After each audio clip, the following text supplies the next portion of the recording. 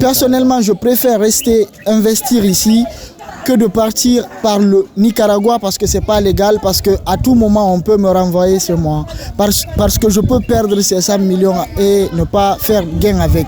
Alors qu'ici, moi quand même j'ai des projets qui puissent me rapporter quand même avec ces 100 millions. Je crois que c'est un bon début. Quoi est-ce que tu peux investir 100 millions en tant que jeune?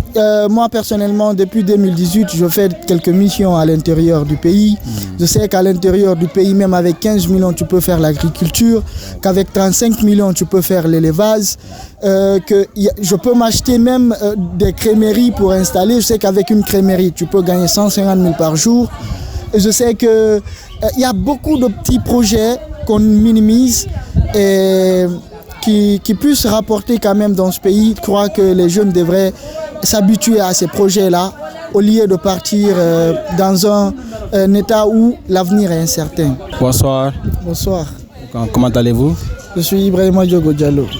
Ibrahima Diogo Diallo. Oui, jeune étudiant de l'Institut supérieur de l'information et de la communication. D'accord. Souvent, je commence par cette question. Vous allez me permettre.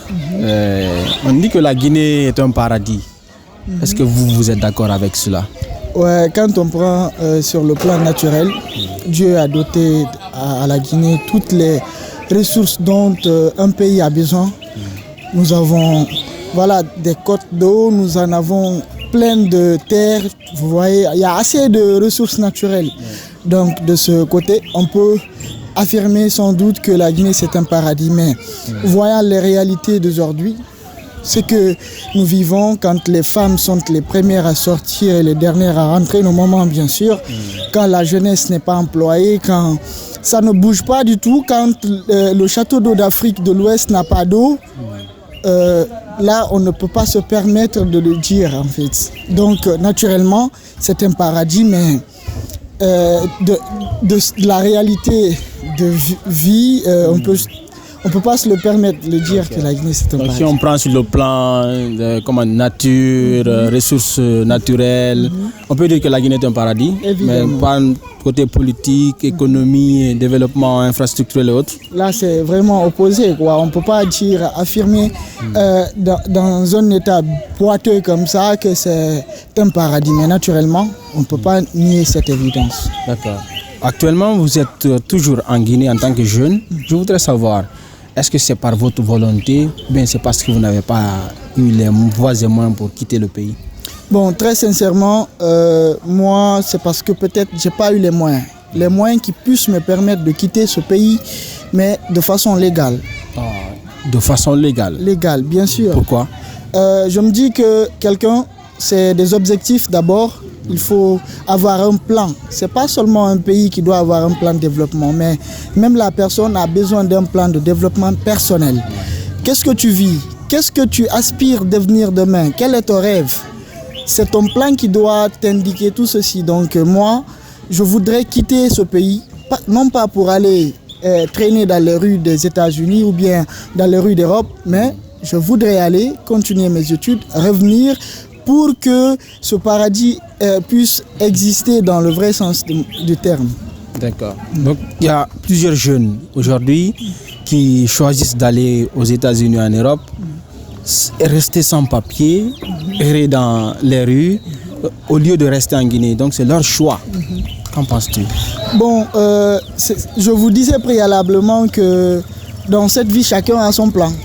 Je ne peux pas discuter la vie des autres, mais moi, tout ce que je peux conseiller à ces gens-là, c'est de vraiment prendre des objectifs positifs qui puissent les permettre de devenir des personnalités demain, des personnalités qui puissent faire de grandes choses pour le pays. Il ne faut pas partir pour partir, non. Il faut partir par les voies légales. Il ne faut pas quitter le pays parce que ça ne va pas. Oui, c'est vrai, il faut partir, mais il faut aller étudier, revenir, faire de sorte que ça aille. Mais aller rien que de traîner dans les rues de Paris ou bien dans les rues des États-Unis, admirer, d'accord, alors que ton pays est en train de s'enfoncer de plus, je trouve que ce n'est pas opportun et les jeunes devraient arrêter cela. D'accord. Il y a une autre question.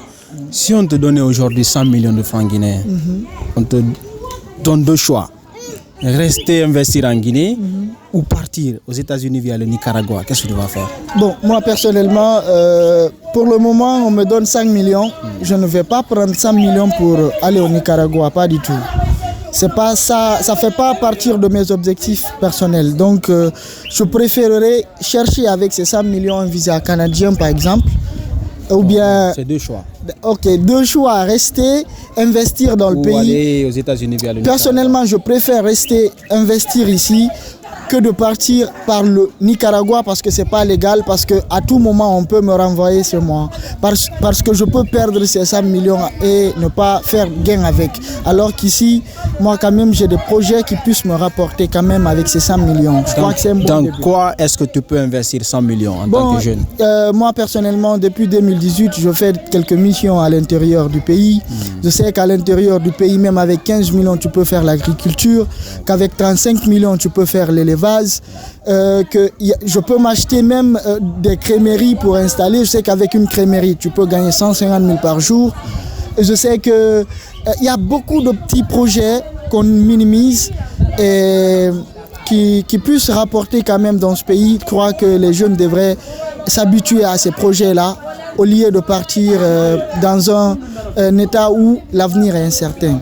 On peut nous renvoyer dans notre pays. À tout moment, ce n'est pas légal. Donc, je préfère investir ici avec 100 millions.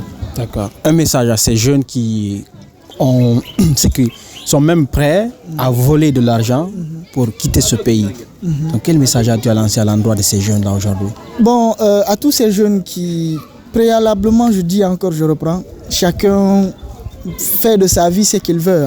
C'est un choix personnel. Donc, si vous décidez de prendre l'argent de vos parents, prenez-le peut-être, mais essayez de partir légalement. Essayez de chercher des visas légaux pour que vous puissiez quitter. Parce que là-bas, l'important c'est de réussir sa vie. C'est pas d'aller aux États-Unis ou en Europe. L'important c'est de faire profil, aider sa famille, construire sa propre famille parce qu'on est tous appelés à ça. Donc je leur conseille vraiment de prendre des décisions qui puissent apporter des touches positives dans leur vie. C'est le conseil que je peux leur donner. D'accord. Donc, on va s'arrêter là. Merci beaucoup. Merci. Et si vous avez 100 millions de francs guinéens, essayez de confier à ce monsieur. Vous n'allez pas le perdre. Vous allez multiplier, tripler les 100 millions en quelques années. Inch'Allah. C'est sûr, non? Oui, c'est sûr, Inch'Allah. On peut avoir cette garantie? Oui, avec la prière, avec l'abnégation et la volonté, c'est possible de le faire ici. Il y a beaucoup de jeunes déjà qui l'ont fait. Pourquoi pas? Parce que la recherche déjà, ce n'est pas quelque chose c'est pas géographique en fait. Vous priez Dieu, Dieu vous l'offre partout où vous êtes. Il y a des gens au village aujourd'hui qui n'ont pas besoin de venir à Conakry, qui ne veulent même pas quitter la Guinée pour aller à Paris, non. Ils ont de l'argent et tu peux gagner, avec ces 100 millions, tu peux te faire l'argent ici, aller à Paris aujourd'hui, faire 3 jours et revenir. C'est mon rêve, moi. Ah ouais. Merci beaucoup. Merci. Merci.